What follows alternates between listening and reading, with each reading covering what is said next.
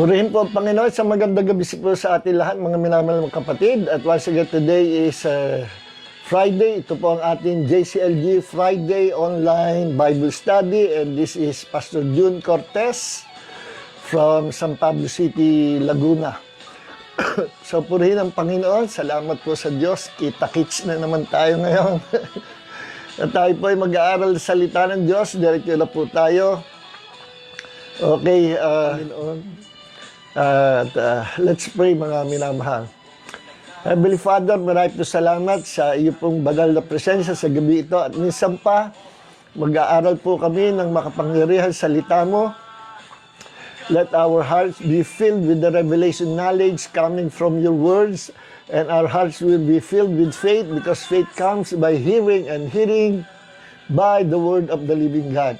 Panginoon, sa gabi ito, turuan mo kami. O Holy Spirit, our teacher, our Lord, our God. Kung wala ka, Panginoon, hindi po namin maunawaan ang malalim na bagay na nagbumula sa iyo. At ikaw, Panginoon, ang bumubuhay sa salita mo sa aming mga puso. At lalo ka namin na nakikilala sa malalim na paraan. Panginoon, maraming po salamat. Thank you, Holy Spirit. And Father God, ngayong gabi, pagpalain mo ang lahat ng kasama namin sa pag-aaral ng salita, and those who are weak will become strong, and those who are sick will be healed tonight, Lord. Salamat, O Diyos, sa iyong biyaya. Puspusin mo kami ng banal na Espiritu. Puspusin mo ang aming puso at pag-iisip ng katotohanan. And Lord, let the favor of God surrounds us like a shield. Thank you for your blood covering sa aming pong pamilya, taahanan, at sa bawat member na aming pamilya, in the name of Jesus. Thank you, Lord God. Salamat po, Panginoon. And all glory belongs to you, Lord God. In Jesus' name, be all the glory. Amen. Amen. So, purihin ang Panginoon. Okay, salamat sa awit. Pastor Boy, huwag sanang mga bad trip ang simang dive in sa ating pong topic yung gabi. Ano? Ang title po ng ating Bible teaching sa gabi ito is The Truth, ang katotohanan, the truth about free will. Yan, magandang topic to. At kasi ito, nagiging usap-usapan, no? Sa mga, kahit sa mga debate forum. Ito po ay matagal ng aral ito ng panahon pa, nagsimula pa ito sa panahon ng Reformation, no? Kila John Calvin, no? Na siyang sinusundan ng mga Calvinist and Reformed Christian. Does man have free will to do good or evil, no? Kasi ito pong free will, naging issue ito at napagtatalunan sa mga debate forum dahil ang paniniwala ng Calvinism, ng School of Calvinism, ang tao ay walang free will, no? Walang sariling pagpili, walang freedom to choose, o walang kalayaan pumili unless na ang Diyos ang pumili sa Kanya at pipiliin niya yung gusto ng Diyos na ipapili sa Kanya. Ibig sabihin, ang tao ay under control ng Diyos, no? Na kumbaga sa ano walang kalayaan ang tao na pumili sa kanyang sarili, na pagpili. And everything na nangyayari sa buong mundo, ayos sa teaching ng Calvinism, ay sa paraan o galing sa Diyos. Whether it is good or bad, God is the author of everything na nangyayari sa mundo, because God is sovereign. He is in control, no? Kaya kung may makita tayong mabuti o masama, ay ang Diyos daw ang siyang kumikilos, no? Gumagawa. At kinukote nila yung ako ang Diyos na who do good and evil, no? Of course, hindi tayo tatapik dyan, no? Kasi mapapalaot tayo dyan. So, akin pong palawakin natin ang ating kaalaman patungkol sa free will, ano? Kasi ang posisyon ng Calvinism, walang sariling pagpili ang tao or free will. Kaya sabi ko nga sa mga nakakausap Calvinist, paano yung bibili ako ng sabon? Ano? Sinong pumili ng sabon? Halimbawa, gusto ko sabon ay safeguard. Ang Diyos ba ang pumili noon o ako? Halimbawa, pipili ako, pupunta ako sa mall, bibili ako ng damit. Sinong pumili ng damit? Ano? Meron yung mga baby Christians na mga dalaga, minsan nagsusuot ng parang ang damit ay sanlibutan pa rin, ano? Yung masyadong sobrang miniskirt, ano? Mga Christian na, pero baby Christian. Ang tanong, sinong bumili o pumili nung ganong damit na na-expose ang legs, ano? Na sobra-sobra. So, kung ang Diyos ang pumipili para sa tao, ang Diyos ang pumili nung ganong damit, no, na miniskirt o sobrang ikli ng damit. Ang sabi nila, hindi naman ganon. Sa pang-araw-araw na pangangailangan, everyday na needs ng tao, meron tayong free will, no? Meron tayong kakayanan na piliin yung gusto nating piliin. Bibili ka ng barbecue, bibili ka ng ganito, o ikaw ay kakain sa ganito restaurant. Bahala ka, meron kang freedom or free will to choose, no? Piliin kung saan mo gustong kumain, kung saan mo gustong pumunta. Oh. Pero pagdating sa pagpili sa Diyos, walang kakayanan ng tao na piliin ang Diyos. Yan ang ayon sa aral ng Calvinism. Okay. At malaki issue yan. Ano? Kasi kapag sinabi natin na ang tao ay walang free will to choose God, marami tayong babanggain na talata sa Bible niyan, no?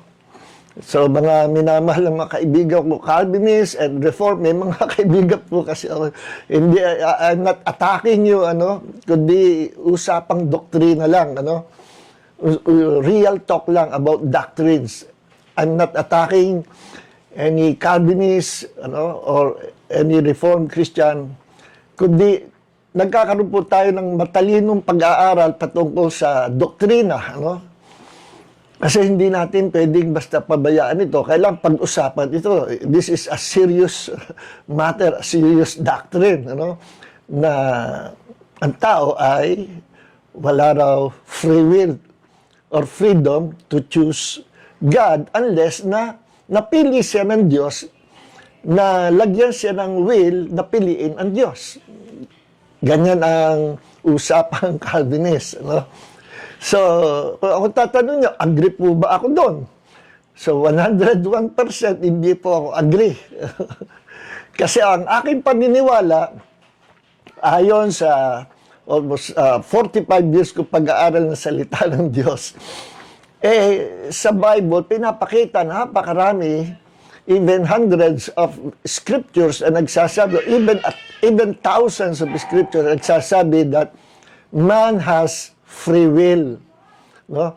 Hindi lang free will to choose what you want to eat, what you want to wear, what you want to do every day.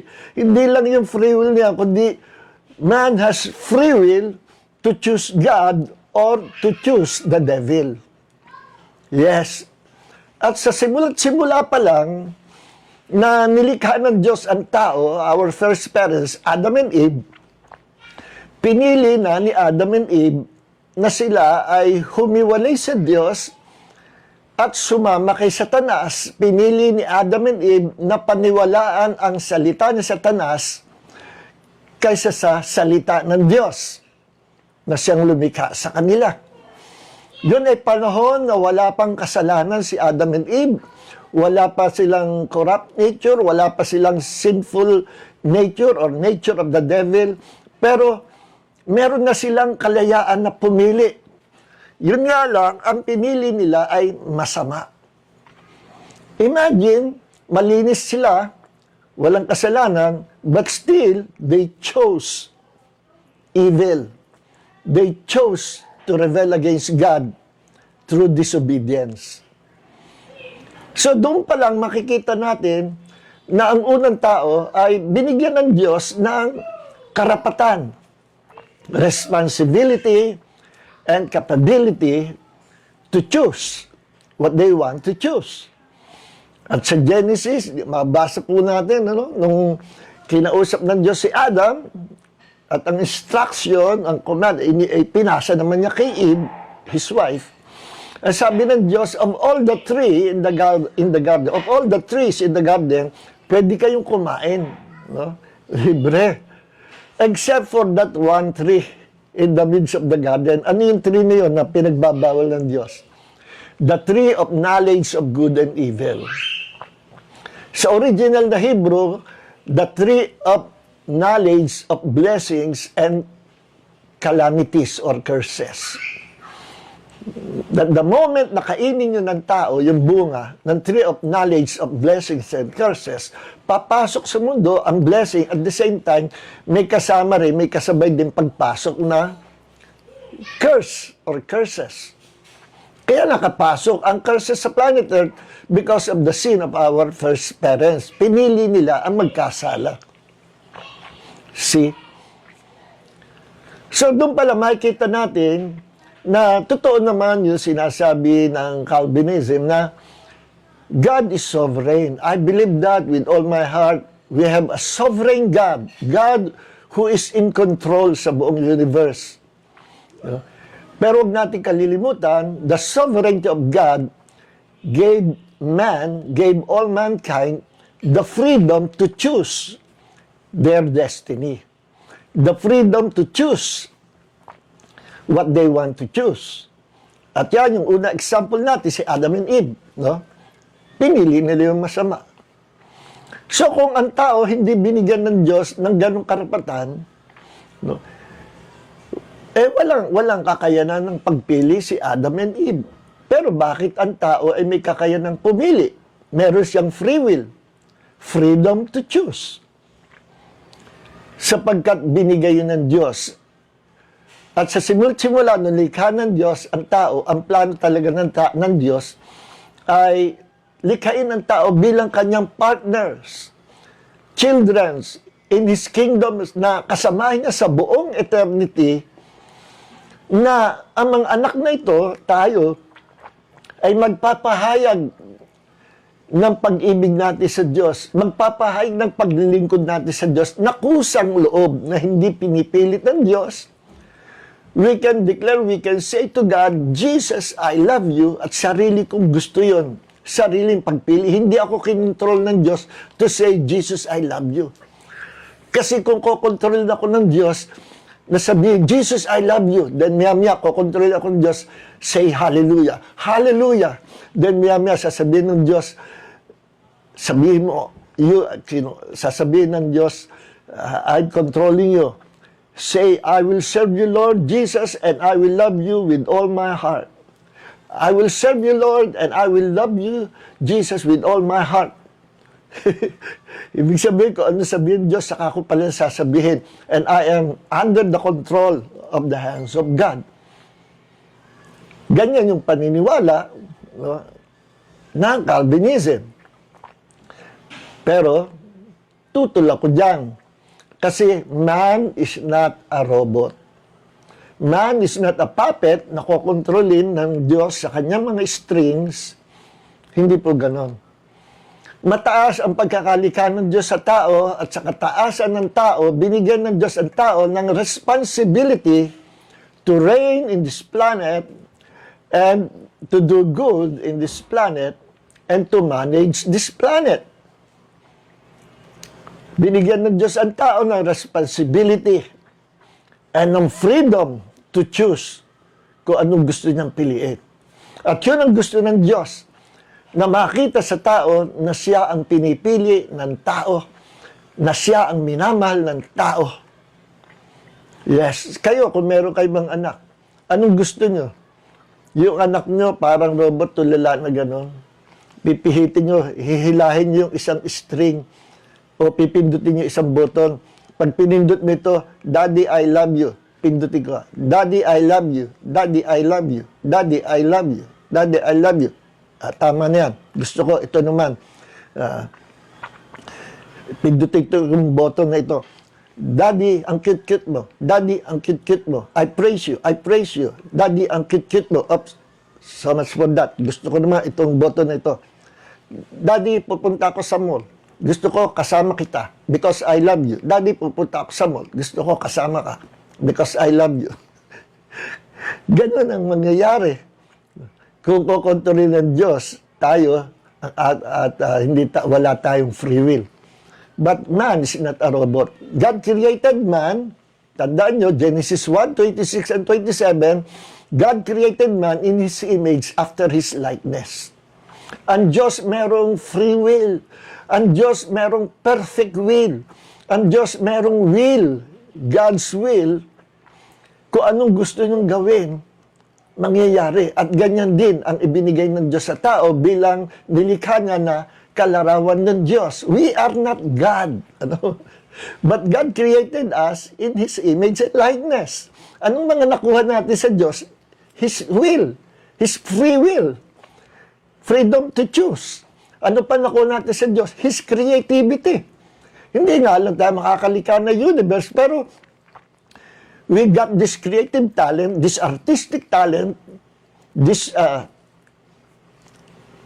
understanding and knowledge sa mundo to invent the modern civilization, to invent computers, cars, plane, at kung ano-ano pa. May creative ability ang tao na yan ay namana natin galing sa Diyos. Bigay sa atin ng Diyos. Kasi God created man in His image and likeness. At kasama dyan yung free will ibinigay ng Diyos. Okay. Ayaw ng Diyos na tayo ay parang robot. Merong three perspective ang mga iba-ibang theologians. Meron tinatawag na libertarian free will. Ano yung libertarian free will? Humans have the ability to make choices that are not predetermined by God or external factors. We can choose good or evil. Na ang tao daw ay may liberty sa kanyang sariling kalooban na piliin whether he choose good or evil. Ayan yung libertarian free will. Ang second naman or perspective ay yung determinism. What is determinism? It is God's sovereignty means everything is predetermined, including our choices. Yan yung inihanda na ng Diyos. Na lahat ng gagawin mo ay dumaan na sa Diyos at ang Diyos ang pumili. Nilagyan ka ng ganong choice ng Diyos. Lahat ng choices mo galing sa Diyos. God's sovereignty means everything is predetermined, including our choices. Ano naman yung ikatlo na perspective o pananaw dyan? Compatibilism. Ano yung compatibilism?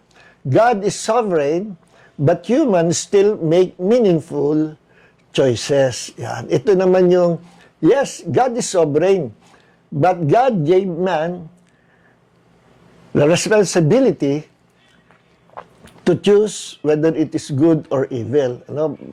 Balance. God can do all things. Sovereign ang Diyos. Pero, binigyan ng Diyos ang tao ng freedom.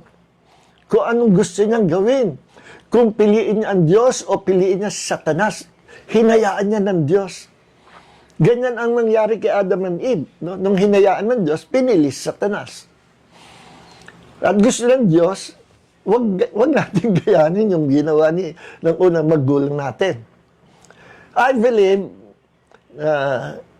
God is sovereign and God gave man the ability or the freedom to choose his destiny. Ibig sabihin, binigyan ng free will. To choose God, free will, or free will to choose the devil. nasa atin ang desisyon. God will not control us. Yes. Sa Calvinism, no, ang Diyos ang kumukontrol. Whether it is good or evil, ang Diyos ang kumukontrol. At kinukot madalas yung, I will give mercy to whom I would like to give mercy. Pero, ako'y nagbibigay ng kahabagan sa gusto kong bigyan ng kahabagan. Nagbibigay ako ng biyaya sa gusto kong bigyan ng biyaya. Kaya kung hindi ka binigyan ng kahabagan at biyaya na maligtas, sorry na lang sa iyo. At kung ikaw na rin nabigyan ng mercy and grace to be saved, pasalamat ka. Purihin mo ang Panginoon. You are one of those chosen people. You are one of those millions of people na pinili ka sa karamihan. You are elect, you are chosen by God. No? Na maligtas. Paano yung mga pupunta sa hell? Wala kayong karapatang magreklamo kasi God is sovereign. At palagi siya sabi na katwira, actually, wala naman tayo may pagmamalaki. Yes, right. Huwag na nating questionin bakit may pupunta sa hell at bakit may pupunta sa heaven. Actually, lahat tayo ay on our way to hell. Pero pasalamat tayo. Tayo napili ng Diyos. How about the rest? Mas maraming pupunta sa hell. Ang Diyos ang nakakaalam. Hindi sila napili ng Diyos. Naku, napakasakit niyan. Kaya kung halimbawa, ikaw pumunta sa hell, sino sisisihin mo? Sarili mo o ang Diyos? Pag pumunta ka sa hell, ang masisisi mo ang Diyos. Sasabihin mo, Diyos, napakasama mo, bet hindi mo ko pinili na maligtas. Bakit yung iba pinili mo? Kami nagsasuffer sa hell. Aba, hindi gawang biro ang impyerno.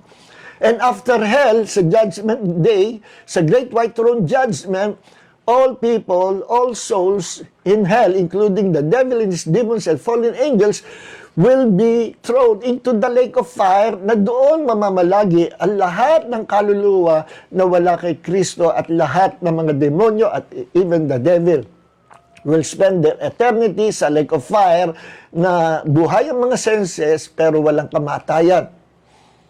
Paano kung makasama ka doon sa eternity, sa lake of fire? Sino sisisihin mo? Masisisi mo ang Diyos. Bakit? Hindi ka pinili ng Diyos na maligtas. No? So you will blame God. Ang paninisi, mapupunta sa Diyos. Pero sa katotohanan, hindi po ganon. The Bible speaks to us of many things. The Bible is the truth of God. And we can learn many things sa pagbabasa, pag-aaral ng salita ng Diyos. And the Bible teaches us that man has free will. Na kapag pinili mo maglingkod sa Diyos, tatanggapin ka ng Diyos. Kaya sabi ni Jesus, lahat na lumalapit sa akin, kailanman hindi ko itataboy. See? Hindi sinabi ng Diyos na lahat na lumalapit sa akin kasi pinili ko kayo. Hindi ganoon. Lahat na lumalapit sa akin, kailanman hindi ko tataboy. Sinabi ni Jesus sa Matthew chapter 11 verse 28, come to me all of you who are tired and heavy laden, and I will give you rest. Sino inaanyayahan? Ang mga pagod sa kasalanan. Ang mga bigo. No? At tayong lahat ay mga bigo. At tayong lahat ay mga sawin palad. At tayong lahat ay talunan. At tayong lahat ay nasa ilalim ng kasalanan. At pagod tayo sa paggawa ng kasalanan. Tayo yung kandidato na inaanyayahan ng Diyos. Come to me, all of you who are tired and heavy laden, and I will give you rest, the rest of salvation. So nag-aanyaya, nag-i-invite si Jesus ang Diyos to come to Him to be saved. Hindi sinabi doon sa Mark 11:28 na, come to me, all of you who are elect by my Father.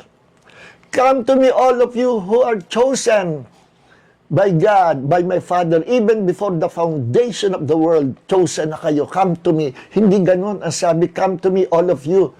Sino inaanyayahan? All sinners.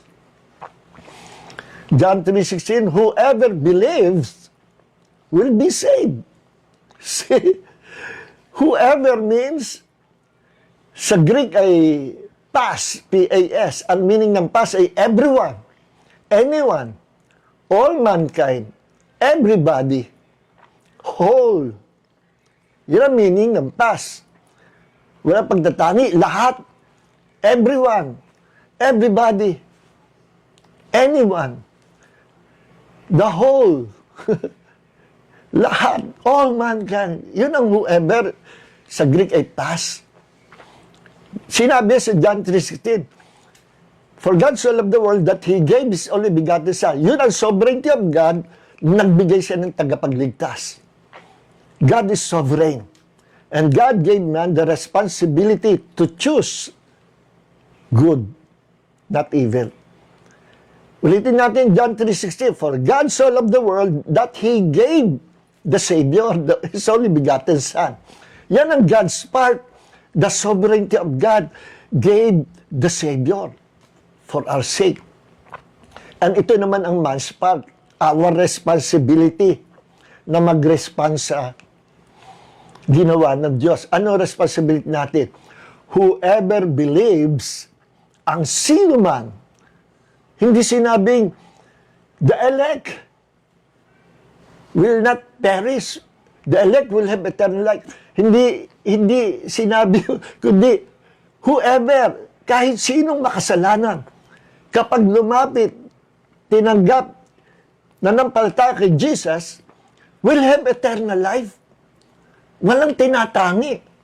See? Yan po ang Bible. Okay, now, lumalim pa tayo, ano? So, God is sovereign, and He has given man the responsibility to choose what He wants to choose. Merong mga scriptures na nagpo-prove that man has free will. Merong kalooban ang tao ng pagpili, sariling kalooban, kagustuhang piliin, ang gusto niyang piliin. It's in the Bible. No? Meron nga akong kausap, sabi ko, sir, pagpalain po kayo ng Panginoon. Ang paniniwala niya, Calvinism. Sabi ko, ganito po, just a friendly discussion, dahil sinasabi niyo na, ayun nga, walang free will ang tao. Ganito na lang po, kako. Bigyan nyo na lang, magpakita kayo ng mga scriptures, direct scriptures na nagsasabing man has no free will. Direct scriptures. Man has no free will. Makita kayo kung ilan nyo. At ako naman ay magpapakita ng direct. Direct yun talaga, direct scriptures na sinasabing man has free will. Yes. Ewan ko kung may bibigay siya. Hindi ko pa nabubuksan yung forum na yon. Ito po sinasabi ng Bible, ano? That man has free will. Deuteronomy chapter 30 verse 19. Sabi ng Diyos, I call heaven and earth to witness against you today that I have placed before you life and death and blessing and curse. So, saksi ko ang langit at lupa sa araw nito, no? Na ako ay naglagay sa mundong ito. Naglagay ako sa inyong harapan, sa mundong ito, ng buhay at kamatayan, ng pagpapala at sumpa. Kita nyo? May pagpipilian, life or death, blessing or curse. Sabi ng Diyos, so choose life. Nagbigay ng tip ang Diyos. So choose life in order that you may live, you and your descendants. Piliin mo ang buhay. No? Nagbibigay ng tip ang Diyos. Naglagay ako sa mundo ito ng life and death, blessings and curse. Nasa yung pagpili. Piliin mo ang buhay para ikaw at ang iyong buong generation na pamamanahan mo niyang buhay na yan, mabuhay din magpakailanman. Alam niyo ito, salvation natin, pinapamana natin ito sa kaapu-apuhan. The fear of the Lord, pinapamana natin yan. Okay, now, yan yung Deuteronomy chapter 30, verse 19. So, ang tanong, ang tao ba binigyan ng Diyos ng freedom to choose? Ang sagot ng Calvinism, no, hindi. Pero ang sagot ng Bible, yes. Sinabi pa nga ng Diyos, choose life. Pinapapili. Blessing or curse, it's up to us. Good or evil, it's up to us. Now, Joshua 24, verse 15. No? Last chapter ng Joshua, sabi ni Joshua sa bahay ng Diyos, "But if it is disagreeable in your sight to serve the Lord, choose for yourself today whom you will serve." Ayan. No? Ngayon, iparaphrase natin. Kung kayo, nalilito kayo, o hindi kayo sang-ayon, ano? No? Eto na lang. Piliin nyo kung sinong gusto nyo paglingkuran. No? Choose for yourselves today whom you will serve. Ang tanong, pinapapili ba ng Diyos ang tao o hindi? Pinapapili. Choose for yourself today whom you will serve. Whether the gods which your fathers served, which were beyond Euphrates River, or the gods of the Amorites, in whose land you are living, but ayan, sabi ni Joshua sa bayan ng Diyos. No? Kung meron sa inyo hindi sang-ayon, eto na lang, piliin nyo sa araw nito. Hala, pumili kayo kung sinong gusto nyo ng paglingkuran. Ang mga Diyos-Diyosan ng sanlibutan, o ang mga Diyos ng mga Amorites. Yan sabi ni Joshua, pinapapili nga mga tao. May freedom to choose ba ang tao? Ayon kay Joshua, meron. Pinapapili nga eh. At ito naman ang kay Joshua kung sinong pinipili niya. But as for me and my house, we will. Yan, yung free will niya. Will. As for me and my house, we will serve the Lord. Hinayaan Joshua, ang bayan ng Diyos, sige, pumili kayo. Choose whom you want to serve. The gods of the world, the gods of these Gentile nations. Mga Diyos-Diyosan ba? Pili kayo. Pero sa ganang akin, ako at ang buong pamilya ko, pinipili namin na kami ay maglingkod sa Panginoon. Tanong, may pagpili ba ang tao? May freedom to choose ba? Ayon sa talatang ito, the answer is yes, 100%. Maging ang grade 1, maging bata, maintindihan yan. Tanungin mo, paliwanag mo lang ba sa bata? Tutoy, eto, may babanggit ako. Tanungin kita, ang tao ba pinapapili ng Diyos? Doon sa narinig mong sinabi sa Bible. Isasagot niyan, opo, pinapapili. Sinabi na nga mamili kayo. Pinapapili ba ng Diyos? At saka ni Joshua, kung sinong paglilingkuran? Pag sinagot mo, hindi pinapapili. Abay, para ka merong topak niyan. Ano ka, bangag o lasing o ano? O lang sa outer space ka. Pinapapili na nga eh. Napakalinaw niyan. Isa pa, ito, Matthew 23, verse 37. Si Jesus naman ang nagsabi nito. Umiiyak siya, humarap siya sa Jerusalem. Why? Kasi itong mga Jews na ito, nireject si Jesus as their Messiah. Basahin natin, Matthew 23, verse 37. O Jerusalem, Jerusalem, one who kills the prophets and stones those who are sent to her.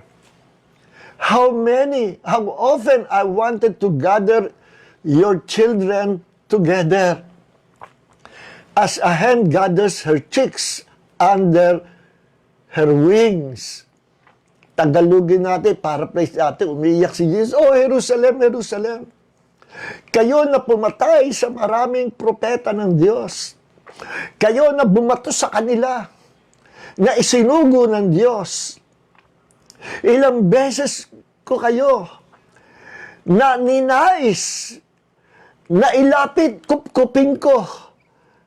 No? na tulad sa mga anak, kagaya ng inahing manok, kung paano niya kupkupin ang kanyang mga inakay na sisiw.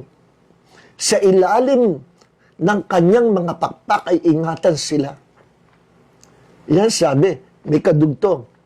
But, you were not willing. Subalit, ayaw nyo. You are not willing. Ang tanong, ang tao ba may free will o wala? Sa talata ito, pag sinabi mong man has no free will to choose Jesus, anong klase yan?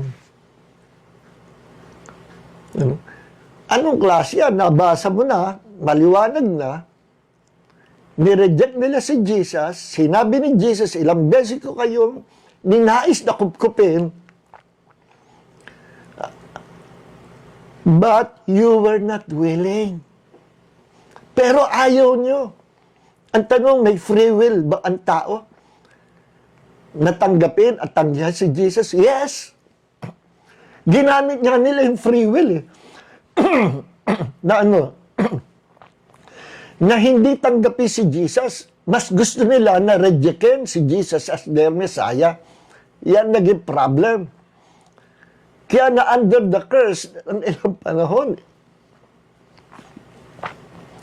Ang Jerusalem, noong 70 AD, kinubkob ni under General Titus, kinubkob yan, pinaligiran, sinunog, hindi makalabas ang mga Jews, gutom na sila for several months. Sa gutom nila, ang kinain na nila, yung kanilang mga anak, yung mga babies nila na nangangamatay. Yes, cannibalism, kinain na nila.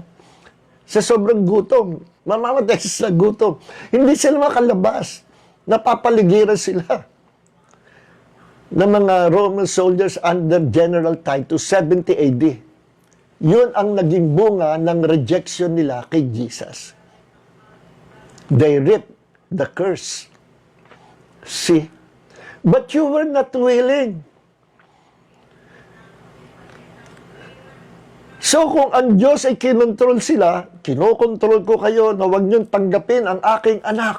Aba, contradict yan doon sa John 3:16 na ibinigay ng Diyos, Ama, ang kanyang anak para ang mga tao ay maligtas. Tapos sasabihin mo, kinontrol ng Diyos para wag nilang tanggapin si Jesus as their Savior, as their Messiah, kinontrol ng Diyos. Kaya ang sabi diyan, but you were not willing. Will ni Lord natanggihan nila ang Messiah. Yan ba ang Bible? That's not the Bible. Yan ba ang aral sa Biblia? Hindi yan ang aral sa Bible. Yan ba ang gospel? That's another gospel. That's a different gospel. Ang gospel na galing sa Bible, ang gospel na tinuro ni Jesus, si Jesus ay namatay para sa ating mga kasalanan, dabuhay na muli, para sino mang sumampalataya sa Kanya, ay wag nang mamatay, wag nang mapahamak sa impyerno, kundi magkaroon ng buhay na walang hanggan. That's the gospel. Kaya nga, ang utos ng Diyos, going to all the world and preach the gospel to all nations. Bakit kailangan pangaral ang ebanghelyo sa lahat ng tao sa mundo? Sapagkat ang gospel ang ginagamit ng Ama para magpalapit ng mga tao kay Jesus. Yes, sinabi yan sa John chapter 6, na sinasabing hindi makakalapit ang tao o hindi makakalapit ang tao kay Jesus unless na ibigay ng Ama. That's true. Ang tanong, basahin mo yung buong context, nilalaman ng John chapter 6. Anong paraan ang ginagamit ng Ama to draw people to Jesus? Ang sagot, nandun sa context, the gospel. At lahat, sabi doon, lahat, at sila'y aking tuturuan, at lahat, tuturuan ng salita ng Diyos, at lahat ng mga natuto ay nagsilapit sa Kanya. That's the gospel. Drawing people to Jesus, yan ang paraan ng Ama. Naglalapit ang Diyos ng mga kaluluwa na maliligtas kay Jesus through the gospel. And that's right. Maliban ilapit na Ama, hindi makakalapit ang tao. Pero ngayon, under the grace of God, nasa panahon tayong biyaya, lahat ng tao may kakayanan at pwede na lumapit kay Jesus. Ang gagawin lang ng mga tao, whoever shall believe will be saved. Pero ang tanong, lahat ba gustong manampalataya? Eh, maraming hindi. Maraming ayaw. No? So, walang magagawa ang Diyos kung ayaw ng tao sa Diyos. Hindi namimilit ang Diyos. Iyan ang gusto kong maintindihan nyo. Hindi namimilit ang Diyos if people will reject Him, the only Savior of the world. Hindi yan, hindi ka kokontrol ng Diyos. Hahayaan ka niya kung anong gusto mong piliin. Kung pinipili mo to reject the only Savior of the world, so be it. God will allow what you allows. See? Tingnan niyo yung ebidensya. Tingnan niyo yung nangyari kay Adam and Eve. Pinigilan ba sila ng Diyos? Yung kakainin pa lang yung apple. Actually, the sovereignty of God has power. Napitikin yung, sorry, hindi po apple yun. Sabi ko, isang uri ng frutas. Itinuro kasi sa grade 1 natin yun. Hindi apple yun. Yun ay isang uri ng bunga o fruit na merong blessing, meron ding lamang curse. Kaya pag kinain yun, makokorap ang tao, papasok nga kasalanan, ang tao mamamatay. Spiritually, both spiritually and physically. Ang blessing, mabubuhay ang tao, tatagal. Pero may limitasyon. Bakit? Kasi may curse na. May curse. Pinagsamin blessing and curse eh. Kung wala yung bunga na yon at hindi kinain, puro blessing lang, mabubuhay ang tao magpakailanman. Yes, walang curse. Walang magtatrabaho, walang sakit, kiramdam, walang tatanda, walang papangit. Lahat artistahin. Okay, ito pa isang talata, mga minamahal. Kulang pa oras natin. Mahaba pa ito eh, pero puputuloy natin. Siguro lagyan natin ng part 2. Hebrews chapter 10, verse 26. For if we go on sinning willfully, ano sabi? For if we go sinning willfully, kung tayo ay sinasadya nating magkasala tayo, ginugusto nating magkasala tayo, yun ang sabi, after receiving the knowledge of truth, there no longer remains a sacrifice for sins. Ang sabi ng Calvinism, meron daw tayong will to choose evil. Pero to choose good, to choose God, wala daw tayong free will. Kasi wala tayong kakayanan na piliin ang Diyos, piliin ang mabuti. No? At tutol ako dyan. Kasi maraming scriptures, hindi yan ang sinasabi. Maraming scriptures nagsasabi ng tao ay may freedom to choose. Kagaya nito, sabi dito sa Hebrews 10:26, For if we, kanino sinabi yan?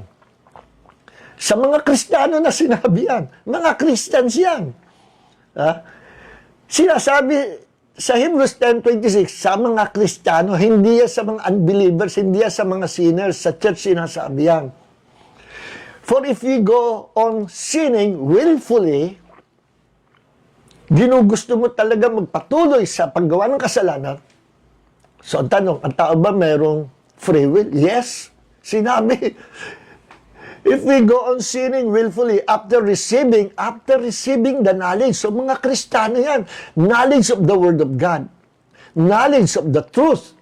After na ikaw ay maligtas, after na natanggap mo ang kaalaman ng katotohanan, makaalam ng katotohanan, after na ikaw ay maligtas na sa Panginoon. Tapos, ikaw ay nagpatuloy, sinadya mong ginustong magpatuloy sa paggawa at pamumuhay sa kasalanan. Ano sabi dito? There no longer remains a sacrifice for sins.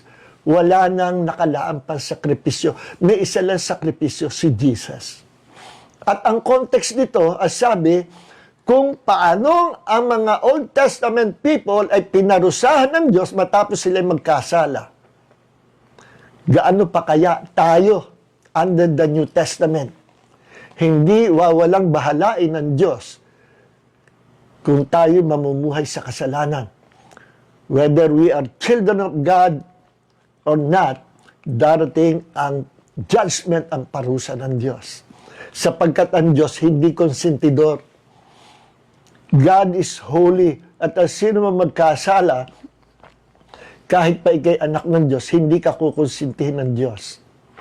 Ano sabi sa Hebrews 12:14? Without holiness, kung walang kabanalan, kung ang mga Kristiyano hindi mabubuhay sa kabanalan ng Diyos, walang sino mang makakakita sa Diyos. Meaning, walang maliligtas. So kasama sa ating pagsampalataya, yung pamumuhay ng kagaya ng buhay ni Kristo. We must bear fruit with the fruit of Christ-likeness. That is the holiness and righteousness of Jesus na dapat lakaran ipamuhay natin. Hindi uubra yung basta, yes, nananampalataya ko. But after you believe, after being saved, titingnan ng Diyos kung ikay namumunga. Ano ang bunga mo? Kung ikay nagiging kahawig ng Panginoong Hesus in His holiness and righteousness. Dahil kung hindi, wala kang ebidensya that you are really a Christian, nabubuhay ka, you are sinning willfully, then the judgment of God will come. Yes. Walang elect-elect from the foundation of the world. Ang elect actually is the body of Christ. Ephesians chapter 1 verse 4, He chose us in Him. Pinili tayong Diyos. That's plural. God is speaking to His people. Hindi lang sa individual. To His people, the body of Christ, to the church. Sapagkat ang Ephesians ay epistle sa church sa Epeso. So maraming kausap, the body of Christ. God chose us. So hindi sinabing God chose me. Ephesians 1:4. Hindi. God chose us. Tayo. In Him, kay Christ. So if you are not yet in Christ, hindi ka pa chosen by God. Ang mga chosen people of God lang, yung nagsipasok na sa katawan ni Kristo, sa body of Christ. And that is the church. And Jesus is the head of the body. Colossians 1:18. Yan ang election, yan ang doctrine of election, mga minamahal na Calvinist and Reform. Election, the doctrine of election, isigit ko lang ito, is always corporate, not individual. Ang mga angels of the Lord was called God's elect, God's chosen. Ang Israel ay tinawag ding chosen or elect by God or chosen people of God. Israel. Ang church ay tinawag ding elect as a whole. Yes. So election at yung siya salitang chosen is always corporate, whole. Na kailangan ikaw, kung nasa labas ka nung whole na yon, kailangan pumasok ka. And that is through the Lord Jesus Christ. If you're not in Him, in His body, hindi ka elect. Ngayon, kung ikaw ay makasalanan sa libutan, pero nakapasok ka sa katawan ni Kristo, you are now in Christ, kasali ka sa elect. Kaya yung salitang elect, chosen, it's very biblical. And I believe in the doctrine of election, pero iba sa doctrine na itinuturo ng Calvinism. Magkaiba po tayo. Okay, another scripture. No? John chapter 5 verse 40. No? Sabi ni Jesus, but you are not willing to come to me that you may have life.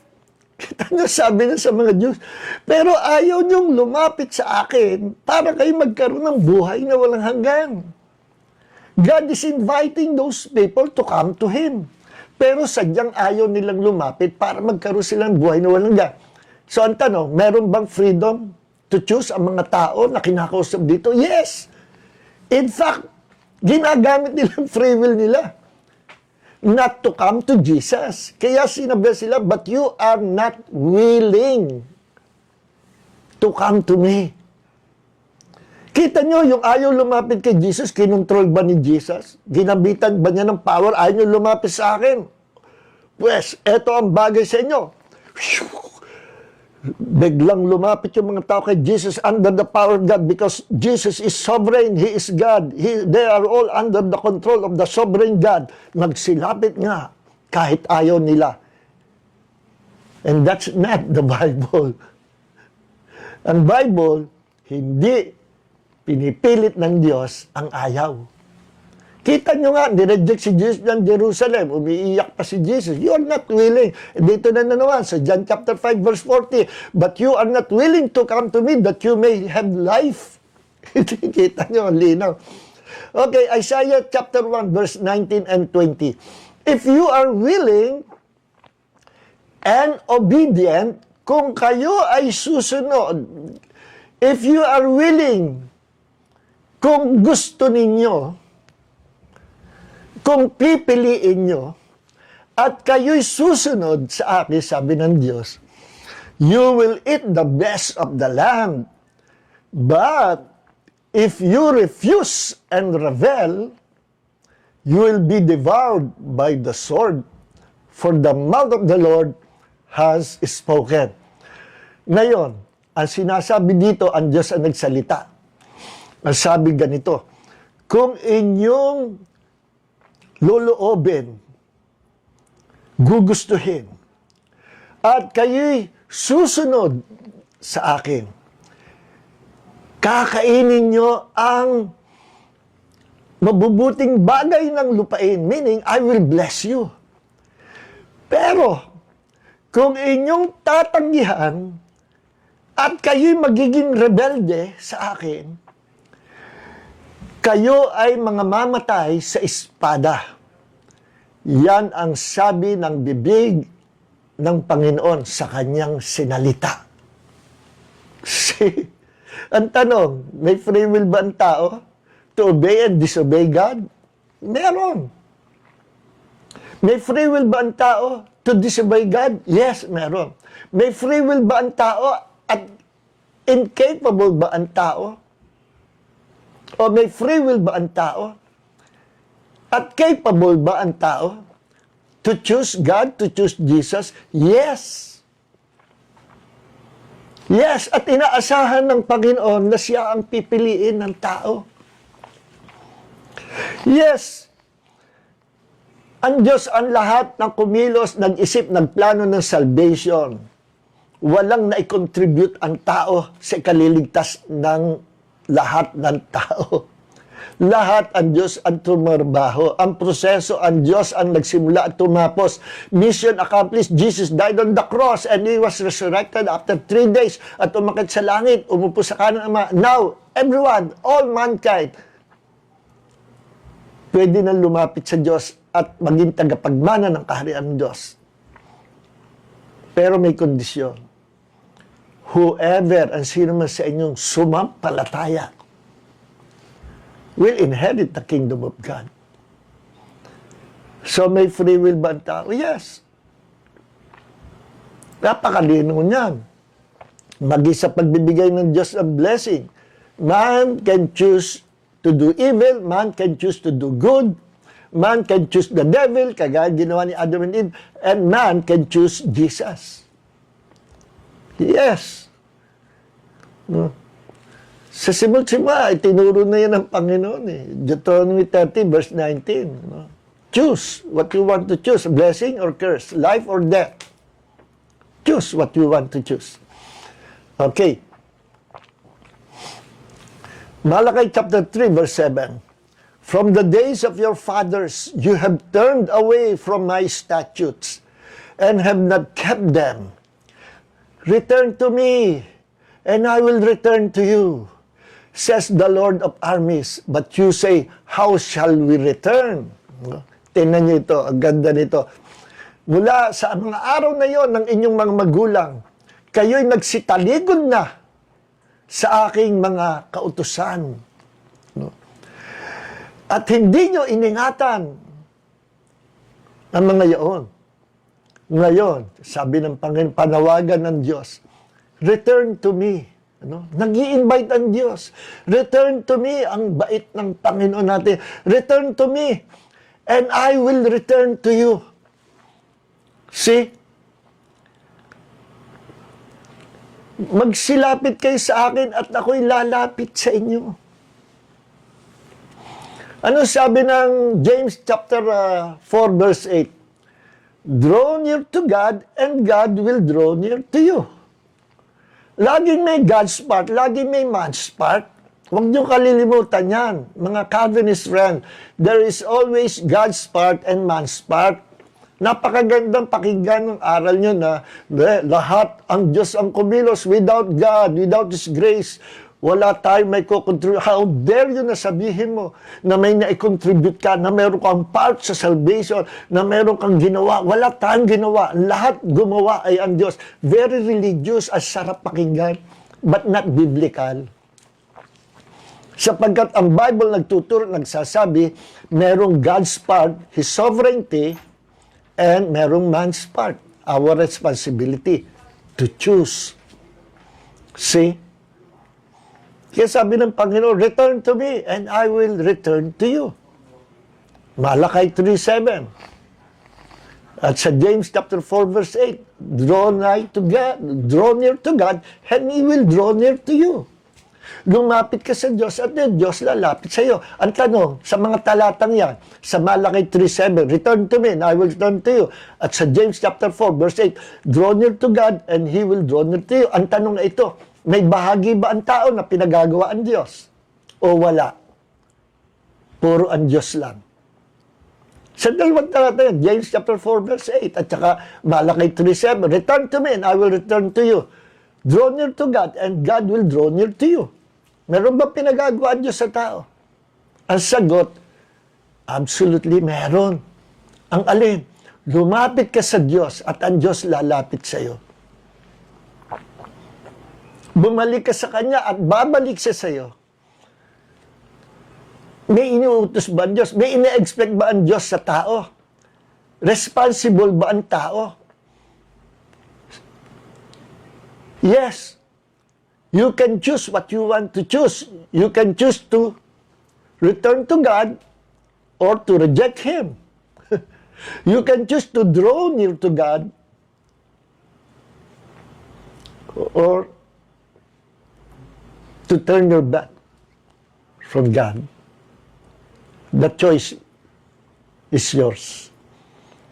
So, hanggang dito na lang mga minamahal, ano? At next, tuloy natin. Ibang topic naman sa Pero continuation dito, ibahin ko lang title. This is part 1, pero ayan natin. Part 2, pero ibahin ko na ang title. Okay. So, let's pray.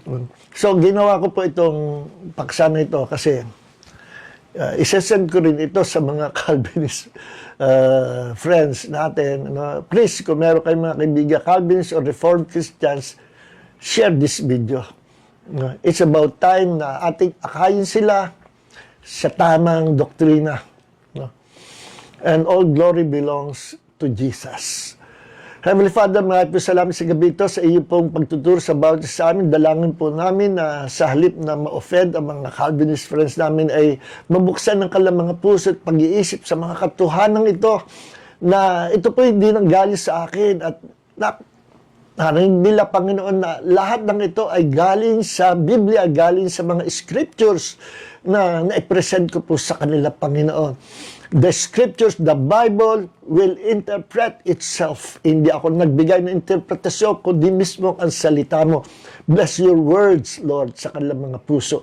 Pagpalain mo, Lord, na marami pang makarinig ng salita na ito, ng mga katuro ito. And all glory and honor belongs to our Lord God Savior, Jesus Christ. Amen and amen. So, God bless everyone. Don't forget to like this video para po i-expand ni Mang Meta ang mga viewers. I-expand nila pag marami nagla-like daw at saka marami nagko-comments. So, God bless you all, mga minamahal. Pagpalain po tayo, Panginoon. May the grace of Jesus and the love of the Father and the fellowship of the Holy Spirit be with you all. In Jesus' name, amen. So, pagpalain po tayong lahat. Don't forget to share this video at more likes, mag-expand ang ating viewers. Minsan, nililimitahan na po tayo ng Facebook, especially pag mahaba yung Bible study. Nililimitahan, ano. So, pero pag marami daw nagla-likes at nagko-comments, ano, ini-expand nila yung viewers. So, purihin Panginoon, God bless everyone, at muli sa Tuesday po. God bless you.